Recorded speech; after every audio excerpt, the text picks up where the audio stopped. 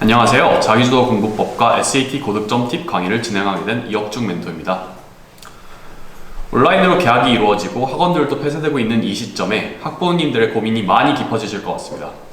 저희 애가 집중력이 많이 부족해요. 저희 애가 수업을 제대로 따라가고 있는 건지 잘 모르겠어요. 숙제는 제대로 해가는 걸까요, 선생님?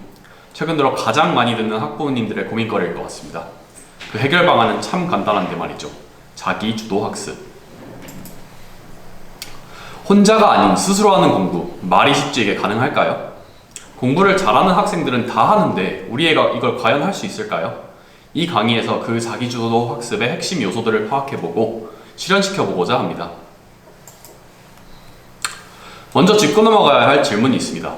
공부를 자기주도적으로 하기에 앞서서 공부를 왜 할까요? 국내 고등학생들한테 물어보니까 이러한 답변이 있었습니다.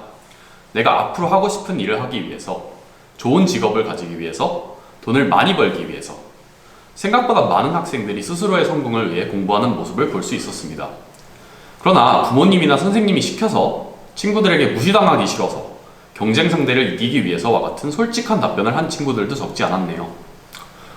공부를 스스로 하기에 앞서서 공부를 하는 이유를 생각해보고 본인 스스로로부터 공부를 하게 만드는 그 동기부여를 찾는 게 우선이라고 생각됩니다.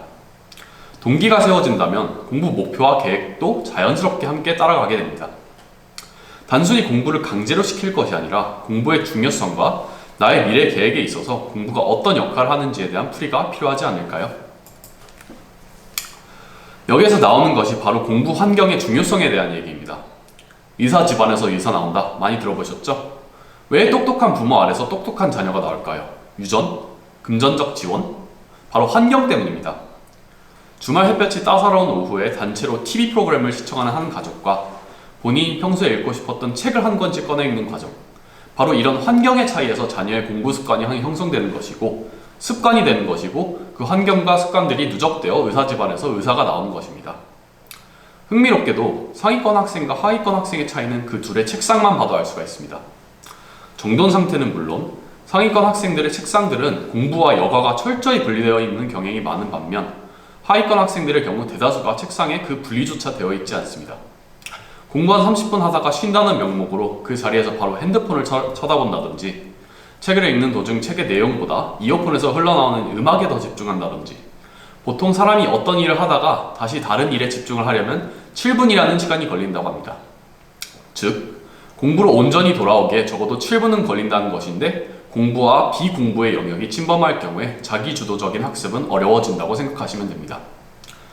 자기주도 학습의 실현에 앞서 그 학습이 온전히 이루어지도록 환경을 조성하고 그 환경에서 공부해본 부모, 스승 혹은 멘토에게서 그 환경을 흡수해내는 것이 중요합니다. 학부모님들과 상담하면서 번번이 듣는 고민거리가 있습니다. 우리 애가 엉덩이는 무거운데 성적이 잘 안 나와요. 반면 저희 애 친구는 놀 거 다 놀면서 성적도 잘 나오는데 우리 애는 왜 성적이 안 오를까요? 그 차이는 바로 공부의 효율과 그 효율을 위한 공부 계획법에 있습니다. 공부해야 하는 양이 100이라고 가정을 했을 때 A 학생은 시간당 50의 공부량으로 2시간 만에 공부를 마치고 놀고 B 학생은 시간당 20의 공부량으로 5시간 동안 질질 끌면서 공부를 마칩니다. 결국에 한 공부량은 100으로 절대적으로 같지만 A 학생은 공부와 더불어 교우관계와 활동량까지 채웠다고 볼 수가 있죠. 이 차이는 바로 공부 계획에서 이루어집니다. 1일 단위, 주 단위, 월 단위, 그리고 장기적으로는 연 단위로 공부 계획에 짜여져야 이전 예시와 같은 공부 시간에 대한 개념이 잡히면서 학년이 올라가면 올라갈수록 부족해지는 시간 관리가 용이해집니다. 제 개인의 얘기를 좀 하자면은 저는 서울 목동에서 중학교를 다니다가 부모님의 해외 주재 근무로 싱가포르에서 고등학교 생활을 시작하게 되었습니다. 너무나도 치열한 국내 목동 중학교 경쟁에서 벗어나 좀 더 유하고 더 다양한 활동을 할 수 있는 해외 국제학교로 전학을 가게 되면서 농구에 빠지기 시작했고 부모님한테는 도서관에서 공부한다라는 거짓말을 쳐가면서까지 학교에 남아서 친구들하고 농구를 하곤 했습니다. 그러나 눈치 백단인 부모님이 항상 땀에 젖어있는 옷을 보고 의구심을 품기 시작하셨으며 매일 귀가 후에 도서관에서 한 공부량을 검사하시곤 했습니다. 이에 대한 저의 해결 방안으로는 매일 아침 그날 부모님한테 검사받을 공부량을 미리 정해놓고 평소 쉬는 시간이나 자투리 시간, 특히 대체 교사님, 서브스티튜트가 왔을 때 진도를 안 나가는 수업 시간 동안 그 공부량을 미리 해두고 점심시간이나 방과 후에는 신나게 농구를 하던 시절이 있었습니다. 미리 계획된 공부량이 있고 그 공부량을 채우기 위해서 시간 활용을 해나가면서 동기부여가 된 상태로 높은 효율로 공부를 했기 때문에 성적도 잘 받을 수 있음과 더불어 제가 좋아하던 농구도 실컷 할 수가 있었습니다.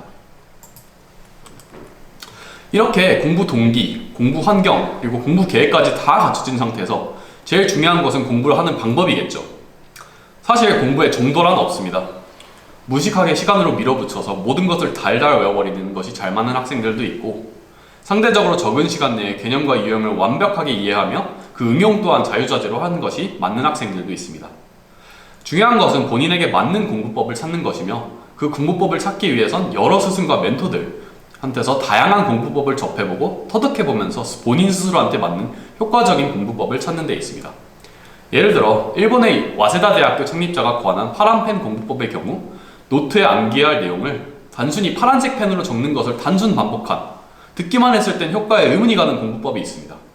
그러나 나중 연구 결과를 통해서 이 파란색의 진정 효과와 세로토닌 호르몬으로 인해 장기 기억력에 도움이 된다고 밝혀진 것처럼, 본인 스스로의 공부법을 찾을 때 있어 다양한 공부법에 먼저 노출되는 것이 우선이라고 생각됩니다.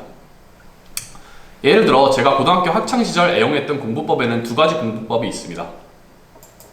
먼저 계산을 동반하는 어려운 수학이나 과학 문제의 경우 에세이처럼 그 문제를 최대한 길게 풀어내는 방법이 있었습니다. 한국의 경우 서술형 문제가 적을 뿐더러 서술형 문제의 채점 기준에도 그 과정에 부여되는 과정 점수가 없어서 정답 만능주의가 팽배합니다. 그러나 국제학교 교육과정의 경우 정답뿐만 아니라 그 문제의 풀이 과정에 있어 부여되는 부분 점수가 굉장히 많습니다. 정작 정답을 맞추지 못하더라도 그 부분 점수를 획득하기 위한 노력의 일환으로 문제의 풀이 과정을 에세이처럼 술술 풀어내면서 본인이 중요하다고 생각되는 부분들을 형광펜으로 필기해가고 답지의 부분 점수 부여 기준과 비교하는 방법이 있었습니다. 이 방법을 통해 아무리 답을 찾지 못하는 문제더라도 그 부분 점수를 통해 고득점을 받을 수 있었으며, 점수와 별개로 문제의 교육 과정과 출제자의 의도 파악을 통해 공부하는 방법을 터득해낼 수가 있었습니다. 또 다른 공부법으로는 제가 애용했던 방법은 제 스스로의 교과서를 그리고 교과서를 만드는 것이었습니다. 어떠한 개념을 잘 이해했는지 가장 효과적으로 확인하는 방법은 바로 그 개념을 누군가한테 가르칠 수 있는가입니다. 특정 개념을 본인의 어휘와 본인의 그림을 교과서로 만들어 나가면서 누군가에게 설명하는 것처럼 그 개념을 깊게 이해하는 공부법은 없다고 생각됩니다. 이 공부법을 어려운 개념을 완벽하게 이해해낼 뿐만 아니라 나만의 교과서를 선생님께 보여드리면서 그 수업에 대한 열정과 깊이를 표출해내는 일석이조의 효과도 누릴 수가 있죠. 저는 지금 대학교에서 경제학을 전공하고 있지만 지금도 가끔 12학년 때 만들었던 저만의 경제학 교과서를 보곤 합니다. 그 개념을 복습하기 위해서라기보단 그때 당시 제가 가장 좋아하던 선생님한테 잘 보이려고 포토샵까지 독학해 나가면서 나만의 교과서를 깔끔하고 이쁘게 만들던 그 당시의 열정이 지금의 저한테도 굉장히 큰 동기부여가 되곤 합니다. 그때의 열정이 지금의 저를 경제학도로 만들었고 금융권 취직을 성공하게 만들고 지금의 저로 만들었다고 자부합니다. 하지만 결국 저 또한 이 공부법들을 멘토의 노하우에서 나의 강점과 약점, 그리고 내 필요성에 의해 수정하고 갈고 닦으며 도출해낸 만큼 결국 중요한 것은 나에게 맞는 공부법을 찾고 만들어내고 보완해 나가는 것이 중요하다고 생각됩니다. 멘티 여러분들 모두 본인만의 공부법을 찾고 자기주도적으로 공부하는 그 요소들을 잘 흡수해내길 바라며 강의 2부인 SAT 고득점 팁으로 넘어가 보도록 하겠습니다.